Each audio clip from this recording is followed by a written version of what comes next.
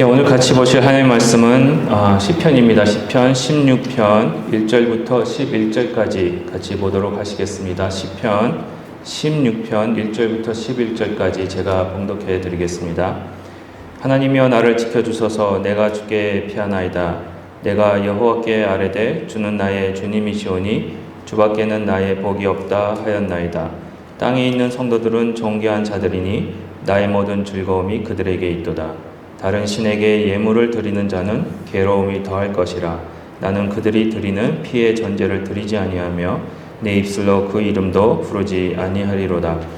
여호와는 나의 산업과 나의 잔의 소득이시니 나의 분깃을 지키시나이다. 내게 줄로 재어준 구역은 아름다운 곳에 있으며 나의 기업이 실로 아름답도다. 나를 훈계하신 여호와를 성축할지라. 밤마다 내 양심이 나를 교훈하도다. 내가 여호와를 항상 내 앞에 모시며 그가 나의 오른쪽에 계심으로 내가 흔들리지 아니하리로다. 이러므로 나의 마음이 기쁘고 나의 영도 즐거워하며 내 육체도 안전히 살리니 이는 주께서 내 영혼을 수월에 버리지 아니하시며 주의 거룩한 자를 멸망시키지 않으실 것임이니이다. 주께서 생명의 길을 내게 보이시리니 주의 앞에는 충만한 기쁨이 있고 주의 오른쪽에는 영원한 즐거움이 있나이다. 아멘. 이 세상에 살아가면서요, 예수님을 주인으로 고백하고 그리고 예수님의 제자가 되고 예수님을 따르는 것이 결코 쉬운 일은 아닙니다. 어려운 일이고요, 힘든 일이고 때때로는 고통이 따르는 일이기도 할 것입니다. 하지만 오늘 말씀은요, 예수님을 따르는 저희들에게 그리고 예수님 때문에 어렵고 또 힘들고 고통이 동반되는 삶을 살아가기는 하지만 그 속에서도 기쁨과 즐거움은 있을 것이라고 말씀하고 계십니다. 어느 한 날이었습니다. 어느 한 날 한 여학생이 그 여학생의 어머니에게 질문을 했습니다. 엄마는 나 낳을 때 많이 아팠어? 이렇게 질문을 했습니다. 그리고는 얼마나 아팠는지 또 질문을 했습니다. 그럴 때 그 엄마는 이렇게 대답을 하셨어요. 아이를 출산하는 고통이 뼈가 움직이는 고통이고, 그렇죠? 살이 찢어지는 고통이다. 이렇게 대답을 했습니다. 그런 고통 다음에 출산을 하고 나면은 다 끝날 줄 알았는데 완전히 틀린 생각이었다. 이렇게 말을 하면서 아이를 낳고 나서 고생 시작이다. 이렇게 얘기를 합니다. 2시간마다, 그렇죠? 2시간마다 우유를 먹이고 기저귀를 갈아줘야 되고 아프기라도 하면은요, 어떻습니까, 여러분? 잠도 못 자고 밤새 지켜보면서 그런 고통과 어려움이 있다고 대답을 했습니다.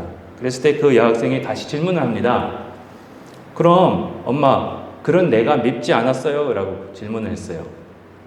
어떠세요? 미우셨습니까? 그 여학생이 계속 얘기를 해요. 미울 것 같기도 하고 포기할 것 같기도 한데 왜 그렇지 않았냐고 질문을 했습니다. 그 질문을 들은 엄마는 뭐라고 대답했겠습니까? 왜 미운데? 왜 포기하고 싶은데? 이뻐 죽겠는데. 잠도 못 자고 2시간마다 우유를 먹여도요, 그 잘 먹는 모습 보면은 기쁘고, 그렇죠? 아파서 밤새 잠도 못 자고 병간호하다가 다음날 아침에 열이 내리면 너무 감사하고, 또 하루하루 잘 자라는 모습을 보면 너무 즐겁기 때문에 미운 마음, 귀찮은 마음, 또 포기하고 싶은 마음이 들지 않는다고 엄마는 대답을 했습니다. 이 이야기에서요, 우리 어머님들 다 동감하실 거예요. 그렇죠? 왜 엄마는 아이를 낳는 고통과 키우는 어려움이 즐겁고 기쁘고 감사하게 느껴진다고 대답했을까요? 그 아이를 사랑하기 때문입니다. 나 자신보다 더 사랑하는 것이 나의 자녀이기 때문에 그렇습니다. 바로 이것입니다. 우리 주 예수님은요, 잡히시고 죽는 고통을 당하시고 심지어 십자가 위에서 죽음을 당하셨지만 그것이 우리 예수님께는 영광이 되고 오히려 기쁨과 즐거움으로 다시 올 수밖에 없었던 것이기 때문에, 또 그 이유 때문에 예수님이 바로 저와 여러분을 사랑하셨기 때문에 그 고통이 즐거운 고통이 되어버린 것입니다. 그 사랑을 받는 저희들이, 저와 여러분들이 그 예수님의 사랑이 얼마나 큰지를 알기 때문에 예수님을 사랑하게 되고요. 예수님을 믿는 삶이 비록 힘들고 어렵고 고통이 있지만은 그 예수님을 사랑하기 때문에 그 모든 과정에서도 항상 기뻐할 수 있고 또 감사할 수 있고 예수님 때문에 힘들어지는 삶을 기꺼이 즐길 수 있는 것이라고 저는 생각을 합니다. 그런데요, 오늘 본문 시편 16편에서는요, 구체적으로 예수님 안에서 있는 사람들에게 어떤 즐거움이 있는지를 소개하고 있습니다. 특별히 오늘 말씀은요, 힘든 일 가운데서도 어려운 일 가운데서도 고통스러운 일 가운데서도 우리가 예수님을 사랑하기 때문에 또 사랑해야 하기 때문에 이 모든 힘든 가운데서도 무조건 기뻐하고 즐거워해야 한다라고 절대로 가르치지 않습니다. 다시요, 성경은요, 우리가 예수님을 사랑하기 때문에, 우리가 예수님을 사랑해야 하기 때문에 이 모든 힘든 가운데서도 무조건 기뻐하고 즐거워해야 한다고 가르치지 않습니다. 잘 이해를 하셔야 돼요. 말씀은요, 분명히 예수님 안에 있는 저와 여러분들에게 기뻐하고 즐거워할 수밖에 없는 이유를 가르쳐 주고 계십니다.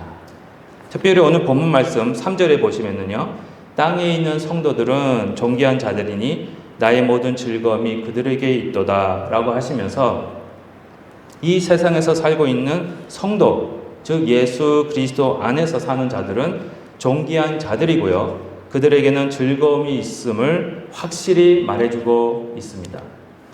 그 말씀 후 4절부터는 그러면 성도들에게 있어서 성도들로서 즐기는 그 즐거움의 이유는 무엇인지를 저희들에게 가르쳐 주고 계십니다. 오늘은요, 그 이유를 살펴보면서 은혜를 나눴으면 좋겠습니다. 첫 번째입니다. 첫 번째 이유는 다른 신에게는 괴로움뿐이고 오직 하나님 안에서만 복을 혹은 좋은 것을 누릴 수 있기 때문에 그렇습니다. 오늘 본문 2절과 4절에 보시면은요, 내가 여호와께 아뢰되 주는 나의 주님이시오니 주 밖에는 나의 복이 없다 하였나이다. 다른 신에게 예물을 드리는 자는 괴로움이 더할 것이라. 나는 그들이 드리는 피의 전제를 드리지 아니하며 내 입술로 그 이름도 부르지 아니하리로다 라고 하면서 하나님 밖에는 복이 되실 분이 없기 때문에, 그렇죠? 하나님 밖에는 나에게 복이 되기 때문에 우상을 숭배하는 자들, 다시 말씀드려서요, 하나님 외에 다른 것을 사랑하는 자들에게는 괴로움이 더할 것이라고 말씀하고 있습니다. 특별히 2절 말씀에 주 밖에는 나의 복이 없다라고 했을 때요, 이 복 있죠. 우리 참 복 좋아하잖아요. 복이라고 했을 때 이 복은 유익한 것 그리고 선한 것으로 해석할 수 있습니다. 나에게 복이 되는 것은요, 바로 나에게 유익이 되는 것이고요, 선이 되게 하는 것입니다.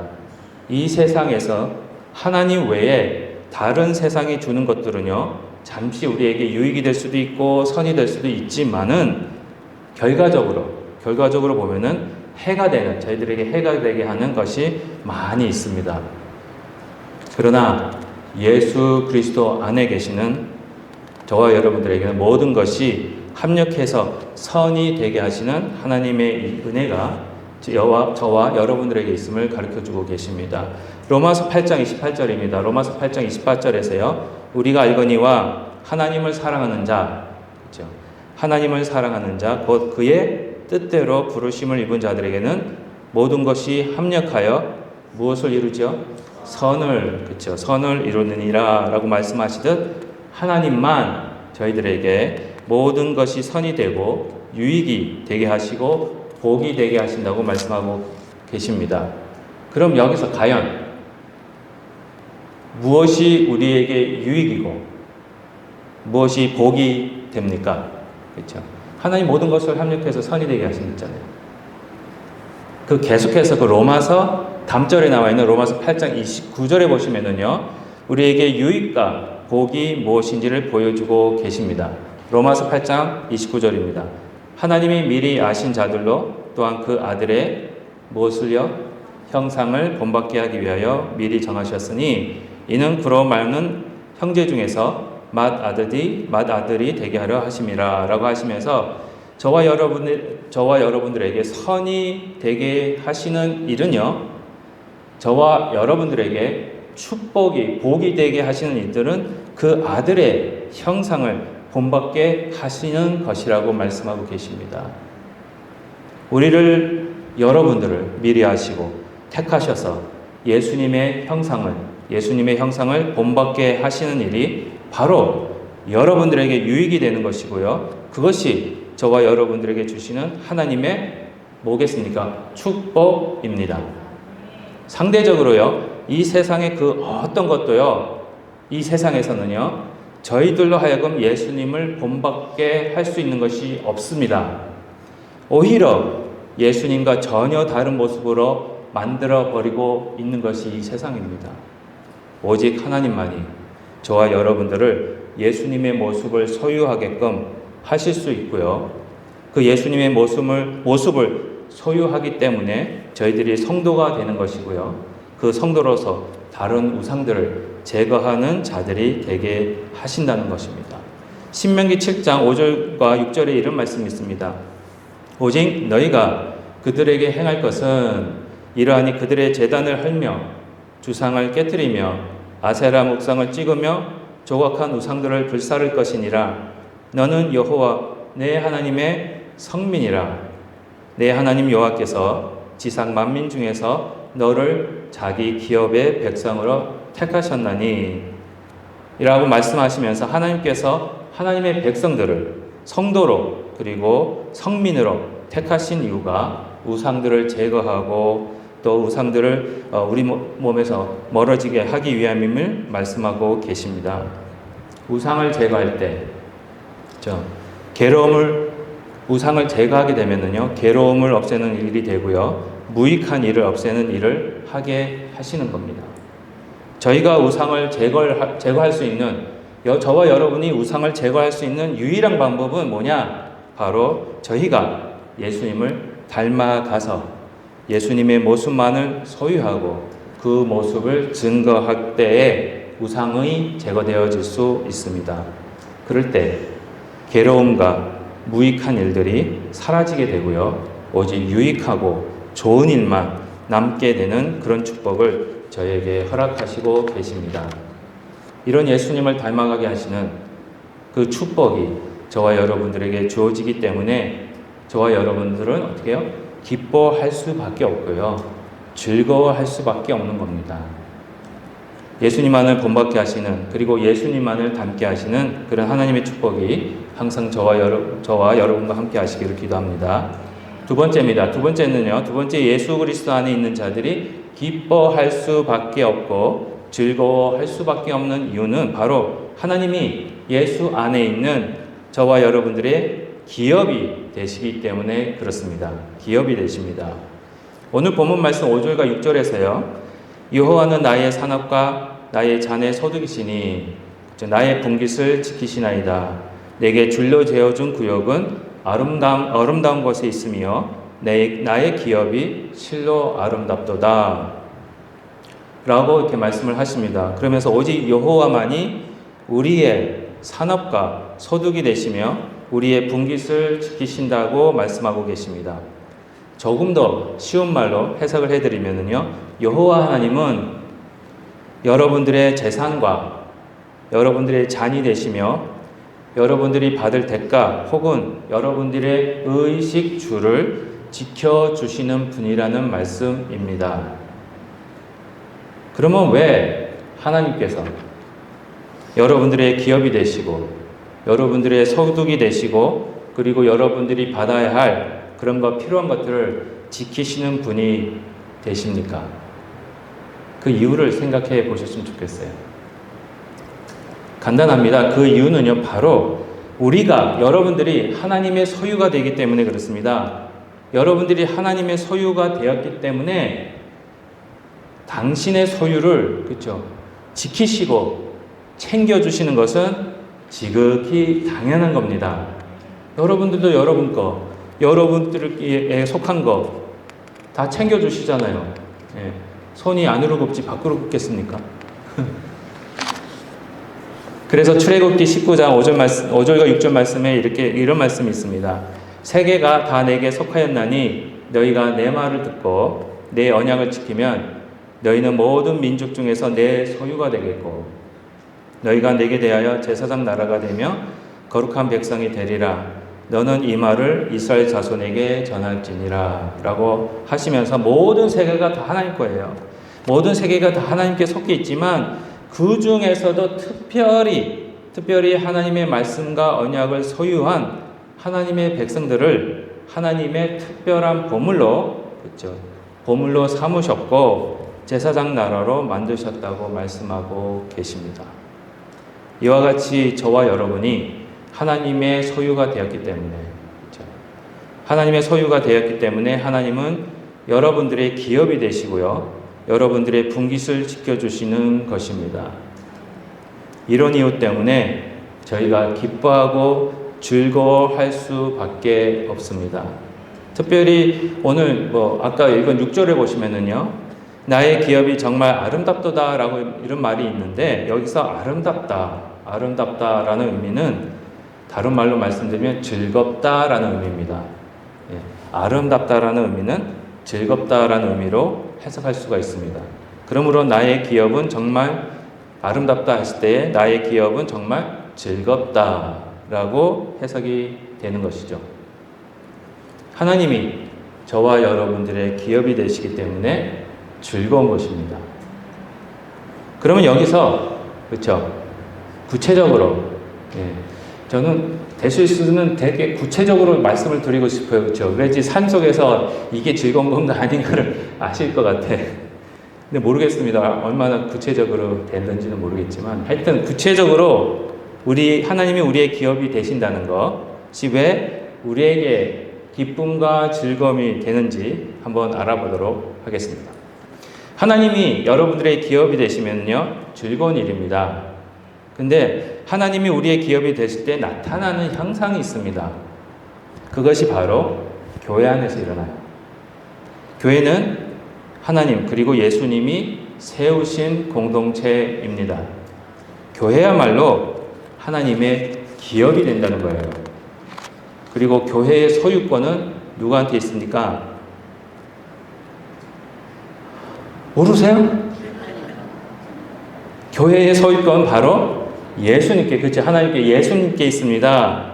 교회는요, 그 어느 한 사람, 또 한 개인, 한 그룹에게 속한 것이 결코 아닙니다. 여러분, 오해하지 마십시오. 교회는요, 제 것도 아니고요, 우리 장로님 것도 아니고요, 우리 한 사람이 어느 집사님 것도 아니고요, 우리 전체가 함께 예수님께 속한 겁니다. 예수님 거예요. 오직 예수님께만 속한 것이 교회이므로 교회는 하나님의 기업이 되고요, 그 기업 때문에 즐거운 것입니다. 다시 말씀드리면 교회 때문에 기쁨과 즐거움이 생기는 겁니다. 시편 133편 1절부터 3절에 이런 말씀이 있습니다. 보라, 형제가 연합하여 동거하며 어찌 그리 선하고 아름다운고, 머리에 있는 보배로운 기름이 수염 곧 아론의 수염에 흘러서 그의 어깨까지 내린 같고 힐몬의 이슬이 시온의 산들에 내린 같도다. 거기서 여호와께서 복을 명령하셨나니 곧 영생이로다 라고 말씀을 하고 계십니다. 여기 시편 133편 1절 말씀에 보시면요, 형제가 연합하여 동거하며 어찌 그리 선하고 아름다운고 했을 때, 이 아름다운고 했을 때 이 아름답다라는 단어는 어떻게 해석할 수 있다고요? 즐겁다라고 해석이 됩니다. 똑같은 단어입니다. 그러므로 형제가 연합함이 즐거운 일이라는 거예요. 지금 저희가 형제가 연합한 곳이 어디입니까? 어디죠? 교회입니다. 교회가 연합하고 하나가 된 것이 즐거운 일이라는 겁니다. 교회는 하나님의 기업입니다. 그 하나님의 기업이 된 교회가 연합하는 모습이 즐거운 모습이고요. 이 즐거운 모습 때문에 여러분들이 즐거워하고 기뻐하게 되는 겁니다.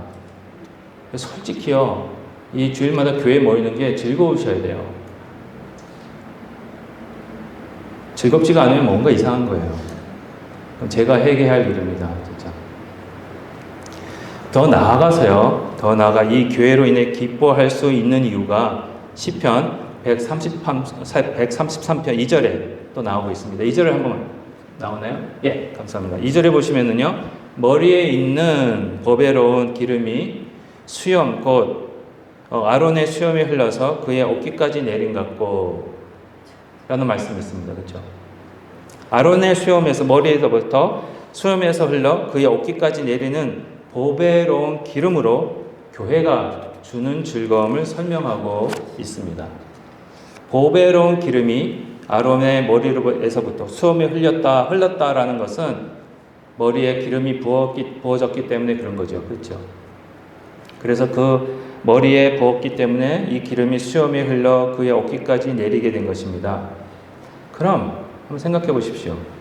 아론이 기름 부음을 받았다라는 의미인데 이것이 그러면 그 기름 부음을 받았다라는 의미는 무엇을 보여주고 있습니까? 아론이 기름 부음을 받았어요. 그럼 아론이 뭐가 되는 겁니까? 제사장.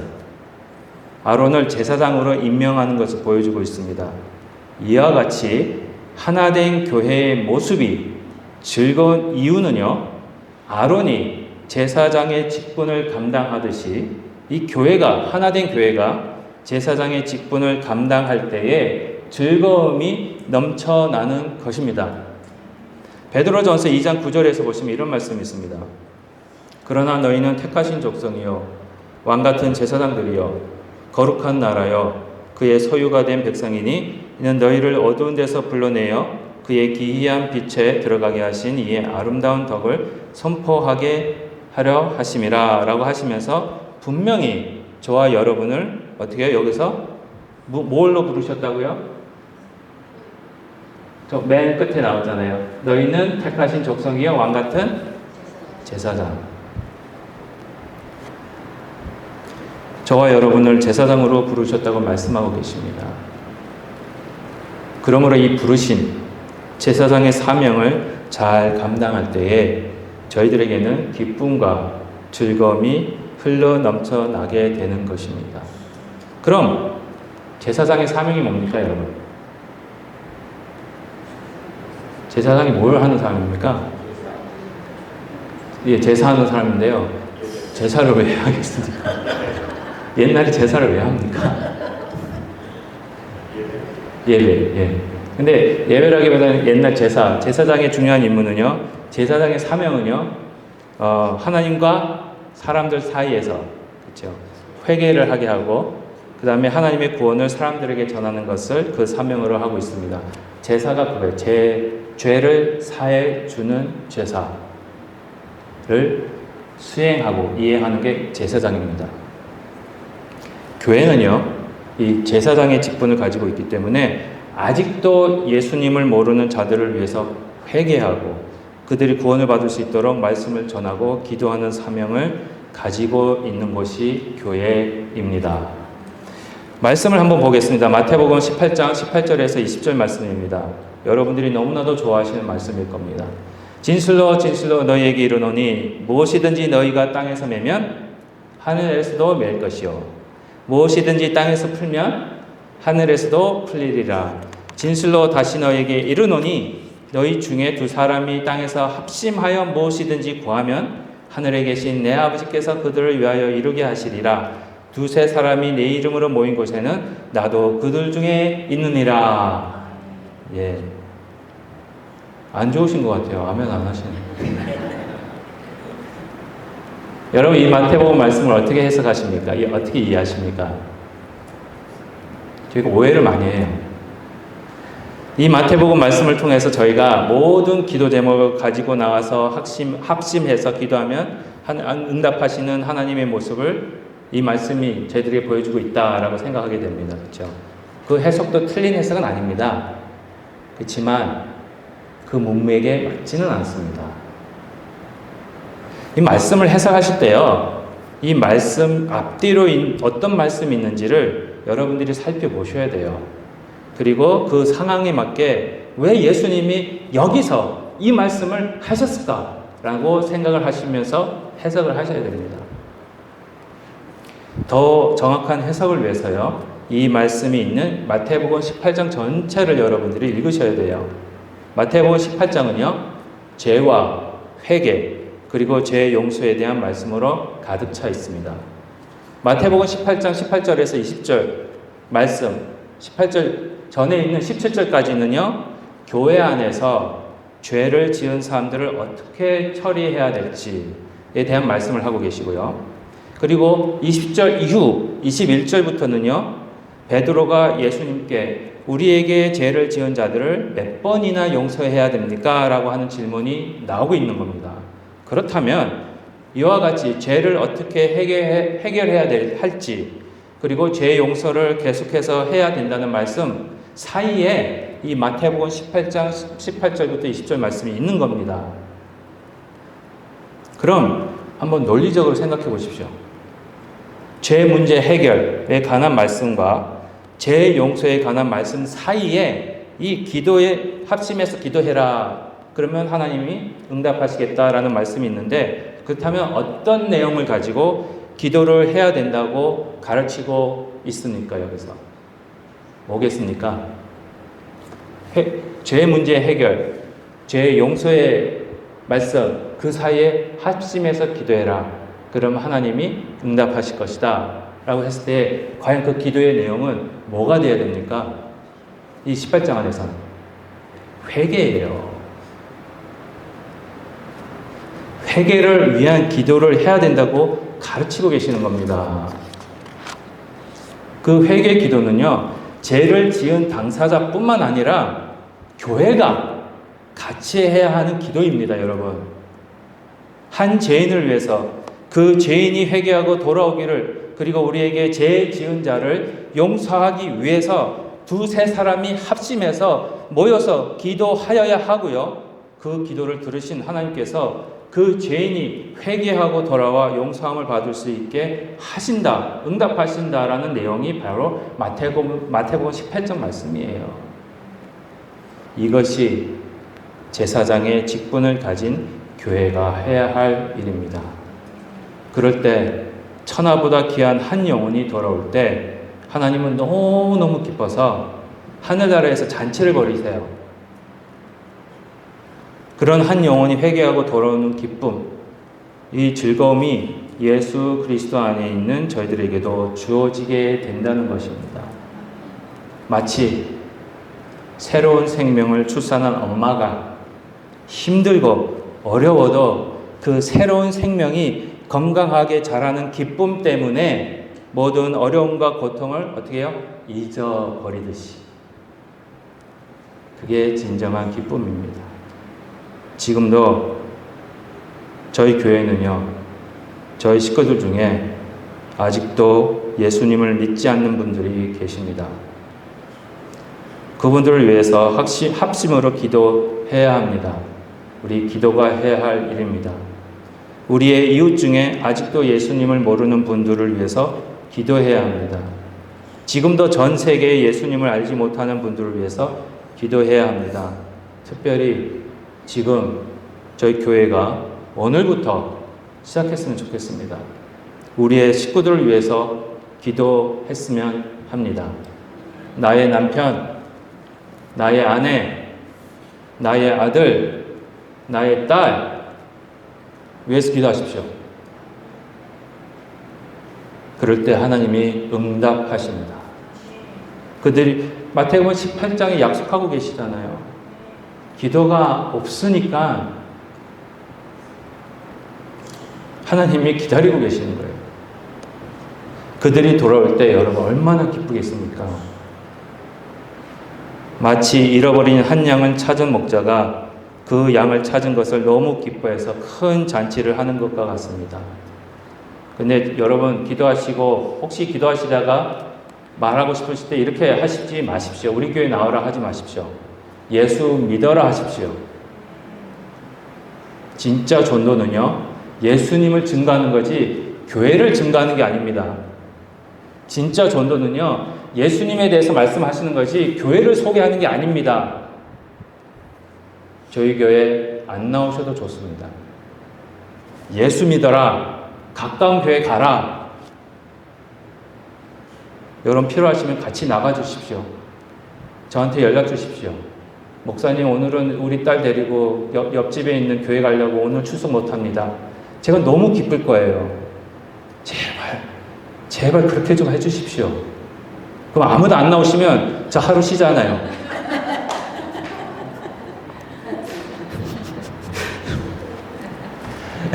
여러분이 전도해서 인도하시겠다는데 제가 맞겠습니까? 우리 하나님이 얼마나 기뻐하시겠어요? 이런 제사장이 누리는 즐거움을 누리시는 저와 여러분이 되시기를 주님의 이름으로 축복드립니다. 결론적으로 말씀드리겠습니다. 예수님을 따라가는 길이 비록 좁은이기 때문에 힘들고 고통이 동반되고 어려움이 있지만 그 길을 통해서 저희들에게 말할 수 없는 기쁨과 즐거움이 주어집니다. 그 이유는요, 첫 번째로 하나님만이 저희들에게 유익이 되시고 복이 되시기 때문에 그렇습니다. 모든 것을 합력하여 선이 되게 하시면서 최고로 유익하고 최고의 축복을 최고의 복이 되게 하시고 선이 되는 일, 즉 저희가 예수님을 본받고 닮아가게 하시는 것입니다. 예수님을 닮아가는 것보다 더 즐거운 일은 없습니다. 그것이 놀라운 축복인 것입니다. 두 번째는요, 하나님이 나의 기업이 되시기 때문에 그렇습니다. 하나님이 나의 기업이 되신다라는 의미는 저희가 하나님의 소유가 된 것입니다. 지금도 하나님이 이렇게 말씀하십니다. 너는 내 것이다. 너는 내 것이다 라고 말씀하고 계십니다. 하나님의 소유된 백성으로 제사장의 임무가 있습니다. 제사장으로서 아직도 예수님을 모르는 식구와 이웃과 전 세계 사람들을 위해 그들의 회개와 재용서함과 구원을 위해서 기도할 때에 하나님이 응답하시고요. 꼭 응답하시리라 믿습니다. 그들이 회개하고 돌아오게 하시어 그 돌아오는 기쁨을 같이 나누게 하시는 것입니다. 이러한 하나님이 주시는 기쁨과 즐거움이 항상 넘치시기를 예수님의 이름으로 축복합니다. 기도하시겠습니다.